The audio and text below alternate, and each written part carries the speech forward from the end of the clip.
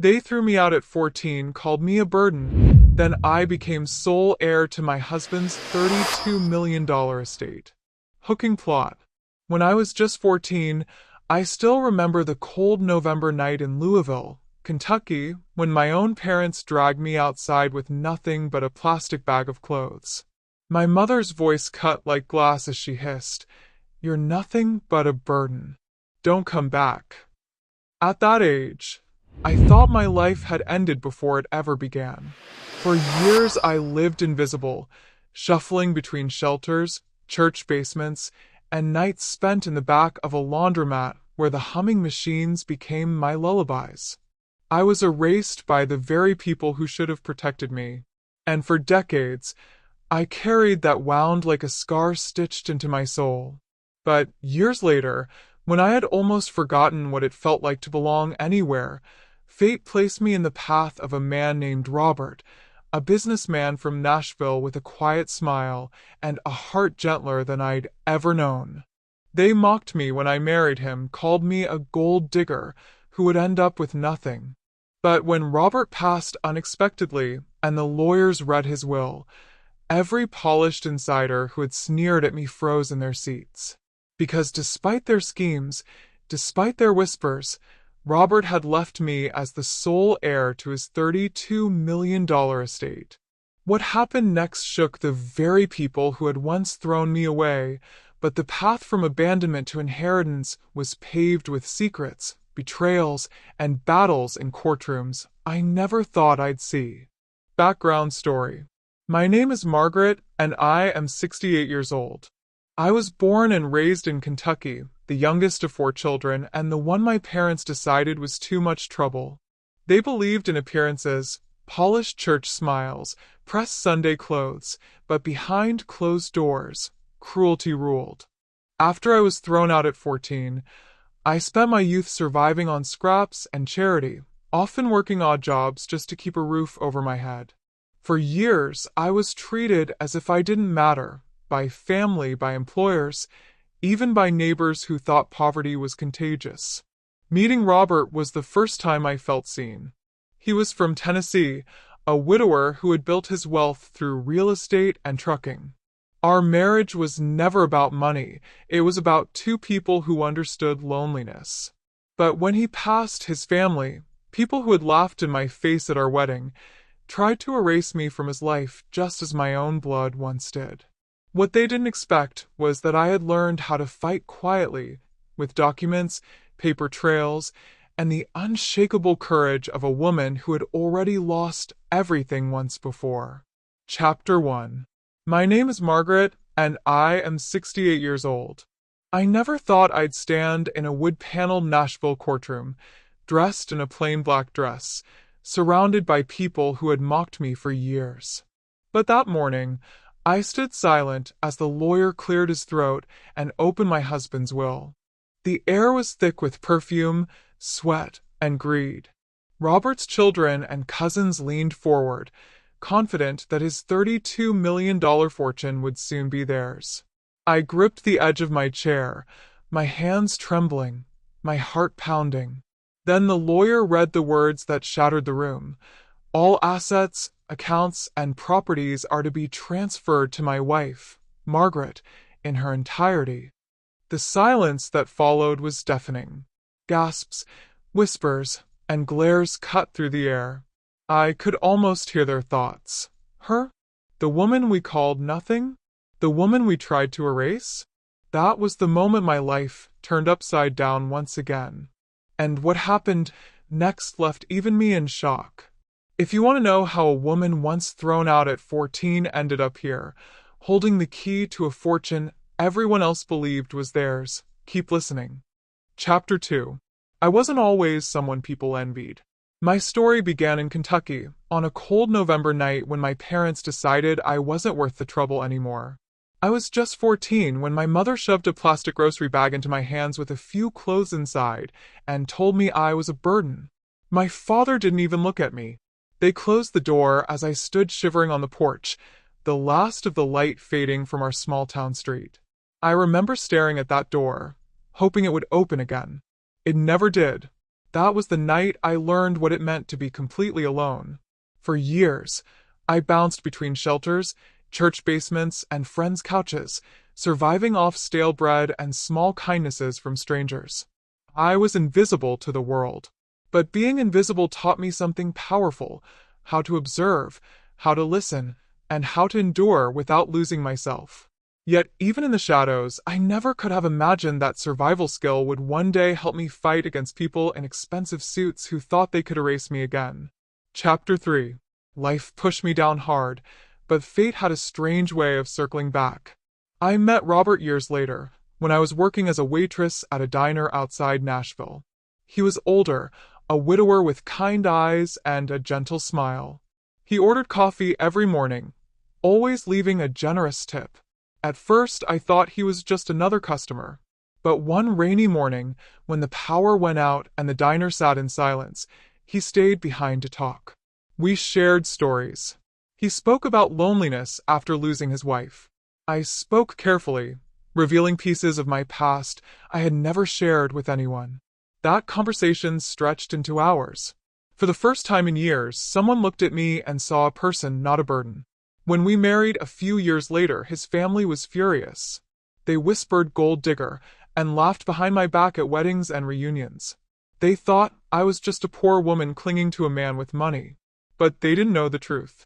They didn't know what Robert and I built together: trust, respect, and a quiet love. What I didn't know, though, was how far they would go to strip it all away when Robert was gone. Chapter 4. Robert's death came too soon. One morning, he kissed me on the forehead before leaving for a meeting, and by nightfall, I was getting a phone call no wife ever wants. He had collapsed from a heart attack, and by the time the ambulance reached him, he was gone. The house felt emptier than it ever had. But before I could even grieve, the phone started ringing with calls from his relatives. Not condolences, demands. They wanted access to his accounts, his business papers, his home. "You don't belong here," one cousin sneered at me when he showed up at my door 2 days after the funeral. "Robert was our blood. You're just temporary." They didn't know about the will. They thought they had already one. What I didn't expect was how polished, how calculated, and how cruel their schemes would become when the will was finally revealed. Chapter 5. The day of the will reading, Robert's family filled the courtroom with smug faces. I sat in the back row, quiet, almost invisible, just as I had been most of my life. They thought the lawyer would announce their names, dividing the estate among them. Some were already discussing how they'd split the properties, who would take over the trucking business, and how quickly they could sell the lake house. But when the lawyer's voice cut through their chatter and named me as the sole heir, their smiles melted. The room erupted in protests. "That's impossible," one cousin shouted. "She manipulated him," another hissed. I stayed silent, but my hands clenched in my lap, every muscle tense. Their voices grew louder, demanding answers, threatening lawsuits, calling me every ugly name they could find. That was when I realized the fight wasn't over. It was only beginning. And the documents Robert left behind held secrets that would change everything. Chapter 6. The shouting in the courtroom didn't end with the will reading. Robert's relatives stormed out, slamming doors, muttering about fraud and schemes. I sat frozen in my seat long after everyone had left. The lawyer leaned toward me and whispered, "Be careful, Margaret. They won't stop here." His words echoed in my chest. That night, I returned to our home, now my home, and found the front gate wide open. Someone had driven across the yard, tearing up Robert's garden. A note was pinned to the porch. "This isn't yours."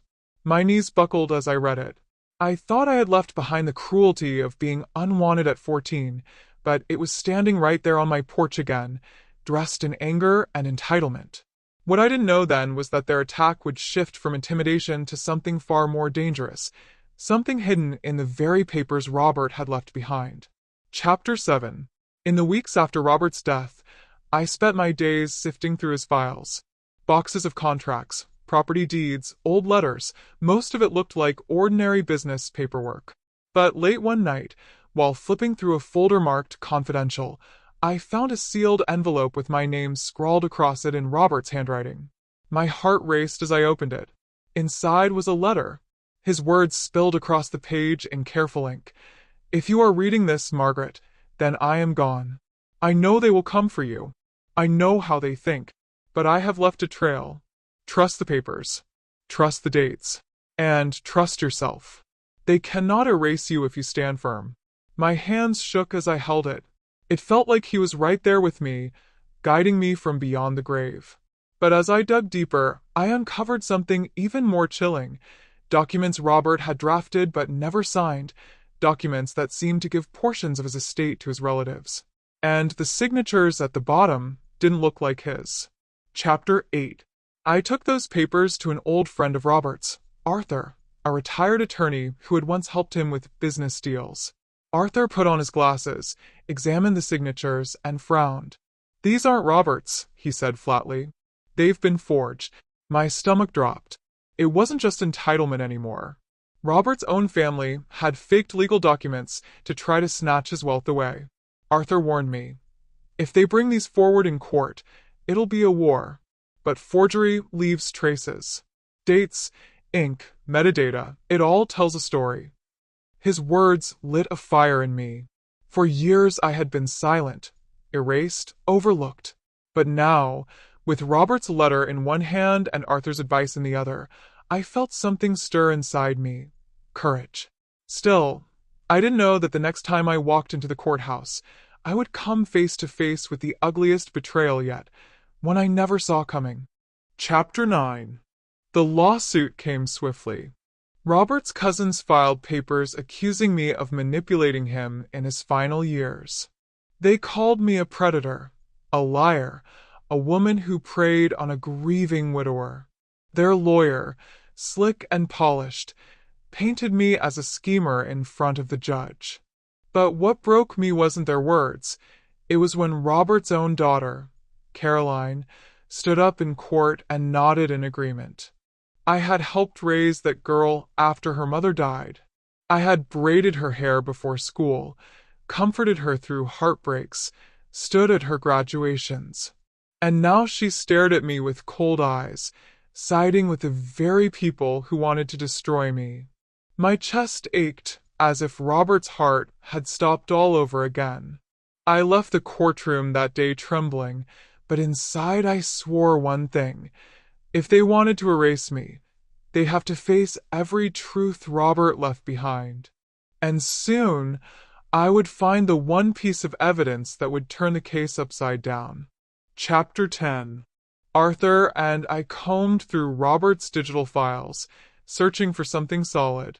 Late one evening, after hours of scanning emails and drafts, Arthur leaned forward, his eyes wide. "Margaret, look at this."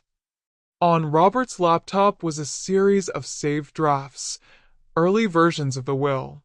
The metadata showed timestamps and revisions, each one proving that Robert had carefully, deliberately chosen me as his heir. Even better, the final version had been signed and notarized months before his sudden death, long before his relatives claimed I had pressured him. It was a smoking gun. With that evidence, their lies would start to crumble. But when I brought the documents to court, the reaction wasn't what I expected. The judge froze, the relatives turned pale, and then their lawyer demanded a recess. I knew something was brewing, and when the judge called me into chambers the next morning, I realized the fight was about to take a turn I never imagined. Chapter 11. The judge's chambers were heavy with silence. He slid the laptop across the desk and cleared his throat. "Mrs. Whitmore," he said, "this evidence is compelling, but you must understand, if it's proven that documents were forged, this doesn't end with inheritance disputes. This becomes criminal." My breath caught. Criminal. That word meant handcuffs, trials, prison. Robert's family had always been ruthless, but I hadn't imagined they'd stoop to crimes.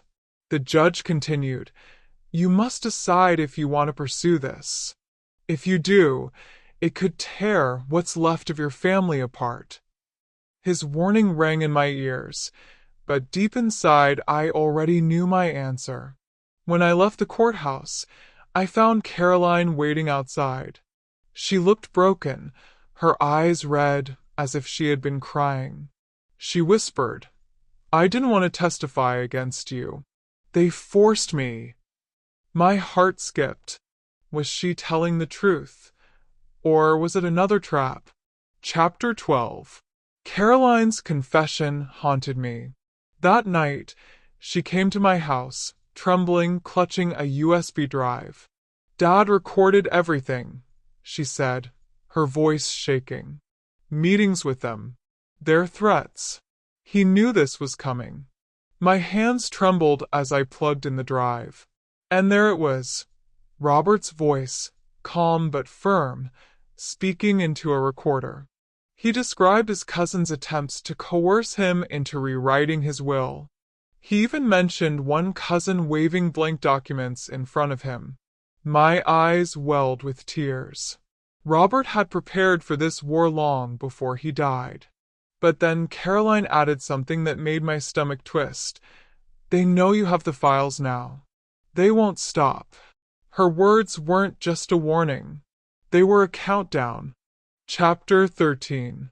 The next court hearing was chaos.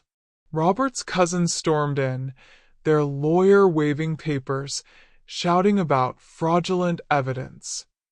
But when Arthur stood and played Robert's recordings, the courtroom froze. His voice filled the room like a ghost, calm and undeniable. "They want me to cut Margaret out. They don't care about me, only the money. If anything happens to me, she is my heir. She is my wife. Respect that." Gasps spread across the room. The cousins turned pale. The judge's gavel slammed. For the first time, the balance shifted. Yet just when I thought justice was within reach, the judge announced something that chilled me. "Given the evidence of coercion and forgery, this court will open a criminal investigation." A criminal investigation meant trials, interrogations, and years of turmoil. I wondered if I had the strength to see it through. Chapter 14. The investigation tore the family apart. One by one, Robert's relatives were questioned. Arthur coached me through depositions, but the weight of it pressed on me. Nights were long and sleepless. The same people who had called me a burden at 14 were now calling me a witch, a gold digger, a liar. But slowly, the truth cracked through their armor. Forensic experts confirmed the forgeries. Digital analysts proved the fake wills had been altered long after Robert signed the real one. Piece by piece, their lies collapsed. And then came the final hearing. The judge rose, his voice steady. "This court recognizes the legitimacy of Robert Whitmore's will. The estate is awarded in full to Margaret Whitmore." The cousins erupted in shouts. The bailiffs rushed to quiet them. And in that storm of fury, I realized this was not just about money. It was about survival. But one last surprise still waited for me, one Robert had hidden until the very end. Chapter 15. Weeks after the trial ended, I received a small package in the mail. No return address. Inside was a worn leather journal with Robert's handwriting. On the first page he had written, "For Margaret, who was cast aside but never broken. If you are reading this, then you know the truth. My fortune was never about wealth. It was about giving you the security you were denied as a child. They called you a burden. I called you my partner. They threw you out at 14. But you will stand at 80, unshaken, holding everything they tried to take. Live freely, live kindly, and never forget, you were always enough." Tears blurred the ink. I closed the journal against my chest. All the noise of courtrooms, all the betrayals, all the greed, it melted into silence. I wasn't just Robert's heir. I was proof that no matter how cruel the world can be, survival and kindness leave the deepest legacy. So, to anyone listening, if life has ever told you that you are worthless, remember my story. You are stronger than they think. You are greater than their judgment. And one day, you may find yourself standing where I stood, betrayed, tested, but unbroken. Backhand index pointing right if this story moved you. Don't forget to like, share, and subscribe. More true-to-life stories of heartbreak, betrayal, and redemption are coming, and you won't want to miss the next one.